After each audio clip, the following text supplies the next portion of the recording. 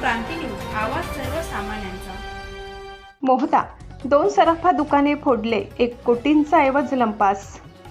राजेंद्र आणि वर्मा ज्वेलरीला लक्ष, भयभीत नागरिक भयभीत। 5 जणांचा सहभाग, चोरटे सीसीटीव्हीत कैद। पांढरकवडा तालुक्यातील मोहदा येथे बुधवारी पहाटे चोरट्यांनी धाडसी चोरी करत 2 सराफा दुकाने फोडून सुमारे 1 कोटी रुपयांचा ऐवज लंपास केला।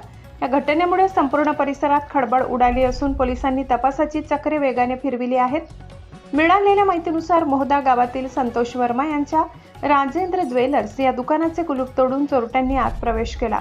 दुकानातून सुमारे 600 ग्रॅम सोन्याचे दागिने, 20 किलो चांदी आणि 12 लाख रुपयांची रोख रक्कम असा मोठा ऐवज लंपास करण्यात आला। यानंतर चोरट्यांनी धर्मेंद्र वर्मा यांच्या वर्मा ज्वेलर्स या दुकानालाही लक्ष्य केले। या दुकानातून सुमारे 10 ग्रॅम सोन्याचे दागिने चोरीस गेले।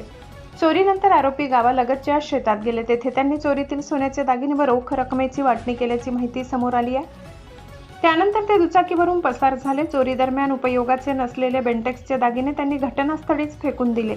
या संपूर्ण चोरीचा प्रकार दुकानातील आणि परिसरातील सीसीटीव्ही कॅमेऱ्यात कैद झाला असून यामध्ये 5 आरोपींचा सहभाग असल्याचे प्राथमिक तपासात स्पष्ट झाले आहे। बुधवारी सकाळी चोरीचा प्रकार उघडकीस आल्यानंतर जिल्हा पोलीस अधीक्षक कुमार चिंथा, पांढरकवडा पोलिसांचे पथक आणि न्यायवैद्यक फॉरेन्सिक तज्ज्ञांनी घटनास्थळी धाव घेत पाहणी केली। पोलिसांनी पंचनामा केला असून गुन्हा दाखल करण्याची प्रक्रिया सुरू आहे।